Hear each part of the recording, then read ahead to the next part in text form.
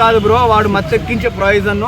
ఏ అమ్మాయి టచ్ చేసి మాట్లాడి నువ్వు దూరం ఉండు, టచ్ అయ్యేకు ఓ అలగ్స్ ఉంటది మనతో అంటే బరాబర్ ఆడుతుండు. చాలా బాగా బ్రహ్మాండంగా నబీల్ చాలా బాగా ఆడుతున్నాడు. టాప్ 5 చెప్పలే బ్రో, ఎవరో అదే టాప్ 5 చెప్పాలి కదా నీకు.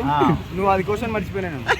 సో టాప్ 5 వచ్చేసి బ్రో మణికంఠ ఉంటాడు బ్రో, ఒకటి నబీల్ ఉంటాడు, 2 ఆ తర్వాత వచ్చేసి మనకు సీత ఉంటుంది, 3 సానియా మిర్జా, 3 యష్మి ఉంటది, ప్రేరణ ఉంటది, సోనియా ఎందుకుంటా బ్రో? సోనియా ఉండదు.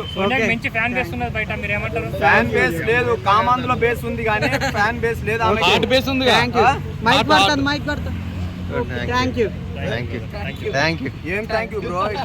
గెలుస్తున్నాడు, ప్రతిసారి గెలుస్తున్నాడు కాబట్టి, స్ట్రాంగ్ ప్లేయర్ కాబట్టి బానే ఉంది, చీఫ్ కింద యాక్సెప్టబుల్లే.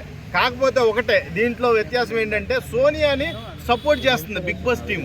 సోనియాని సపోర్ట్ చేయడం నాకు నచ్చలేదు. రాత్రి నామినేషన్ చూస్తే సోనియాని పక్కనుంటే పేక్ కొరికేసేవాడు అన్నమాట. అంత కోపం వచ్చింది, నిజంగా సీరియస్గా చాలా కోపం వచ్చింది నాకు. వెనకాల దౌడ మీద పీకేయాలనిపించింది, కానీ టీవీ అయిపోయింది. టీవీ పగిలిపోతే మళ్ళీ తెచ్చుకోవాలి, డబ్బులు కూడా లేవు, అందుకే ఊరుకున్నాను. కానీ నాకు వచ్చింది రాత్రి పృథ్వీగౌడ్ మీద, నా సోనియా మీద వచ్చింది కోపం. వాళ్ళు అన్ఫేర్ నామినేషన్ చేశారు, అది రివెంజ్ నామినేషన్ చేశారు. వాళ్ళు కరెక్ట్ పాయింట్లతో మాట్లాడారు. ఎవరో నబీలు, ఆదిత్యవము కరెక్ట్గా ట్రిగ్గర్ చేశారు. మీకు సమాధానం లేదు. ఏంటి నువ్వు సోనియా వెనకాల వెళ్ళి సోనియా ఏం మాట్లాడితే అది నామినేషన్ చేస్తావు నువ్వు పృథ్వీ? అసలు నీకు మైండ్ లేదురా, నీకు బుర్ర లేదు. నీకు ఫస్ట్ ఆఫ్ ఆల్ బుర్ర లేదు, నీకు అసలు సొంత ఒపీనియనే లేదు. నువ్వు ఫస్ట్ బిగ్ బాస్ లో జుట్టు ఒకటే ఉంది. ఐటమ్ గడాడు చక్కాడు. నేను చెప్తున్నాక పృథ్వీ గడి చక్కాగాడు. వేసుకోండి, తమ్ముళ్ళు వేసుకోండి. పృథ్వీ గడి చక్కాగాడు. సోనియా సోంపాపిడి మొహం అది, దానికి ఇంకో పేరు పెట్టేవాడిని. ఆడపిల్ల అయిపోయింది, దానికి ఇంకో పేరు పెట్టవలసి వస్తే చాలా మంచి పేరు పెట్టేవాడిని.